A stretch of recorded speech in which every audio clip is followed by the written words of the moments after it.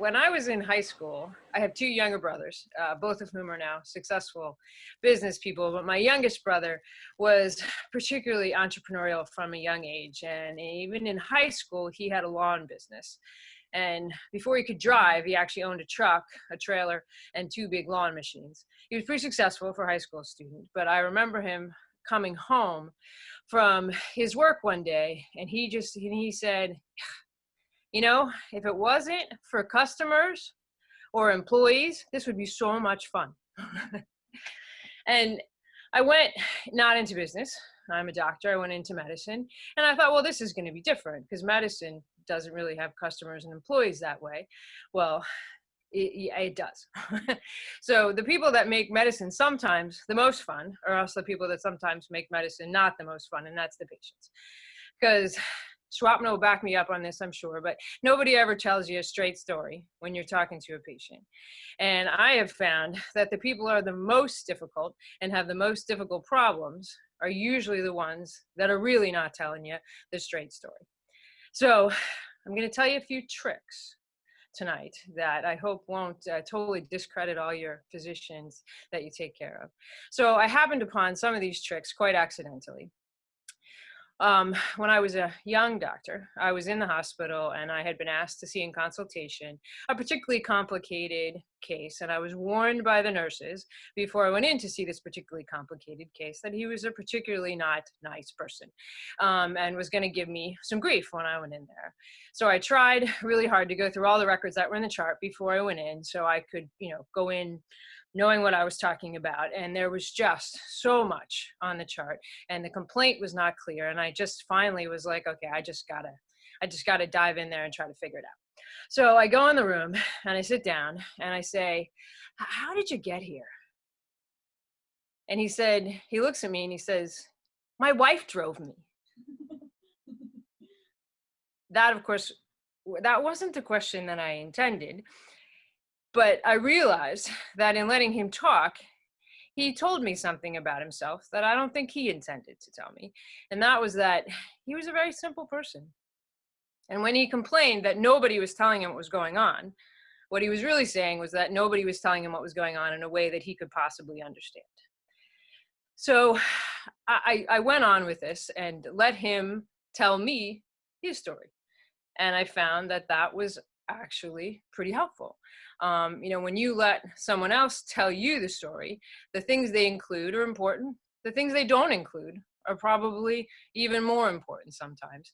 And it's really helpful to get them in the habit of talking, because I think that when patients won't talk to you, you can't understand what's going on with them. So I was pretty far into this strategy when I was one of my first patients here in Lancaster. It was a particularly enchanting man. He had kind of the gregarious charm of most successful alcoholics that I've met. He had been worked up at the VA for a variety of problems and had gotten frustrated and come to my office because he wasn't getting any answers where he was at. And in truth, they were getting answers just pretty slowly. And by the time he came to me, all the pieces were assembled and I was able to, figure it out.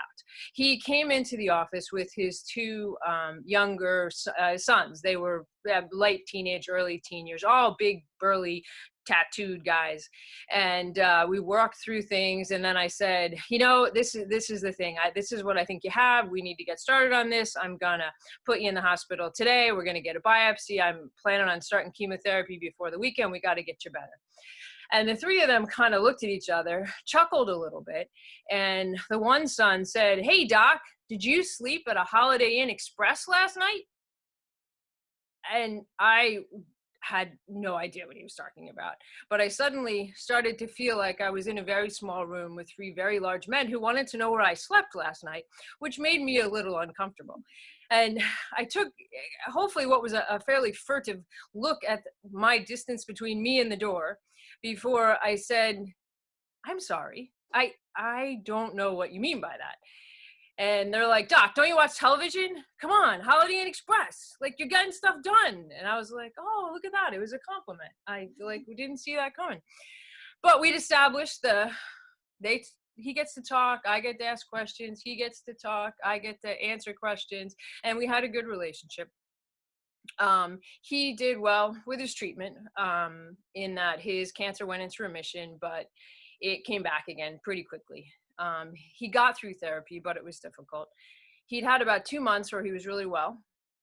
He was clean during that whole time, mended some relationships, did what I would hope all of my patients would do when they have some time that we've given them.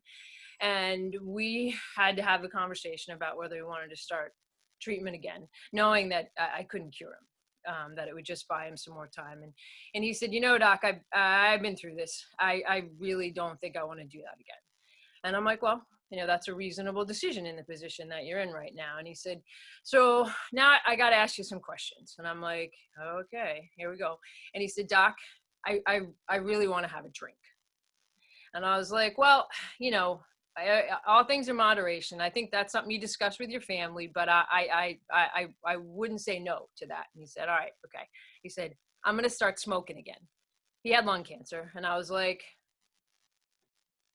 whatever. You haven't got much time left. I think that's fine. And he goes, doc, I want to have sex. My friend, I can't help you there. And he said, doc, that's not what I meant. Not what he intended either, but I felt like we were communicating. Thank you.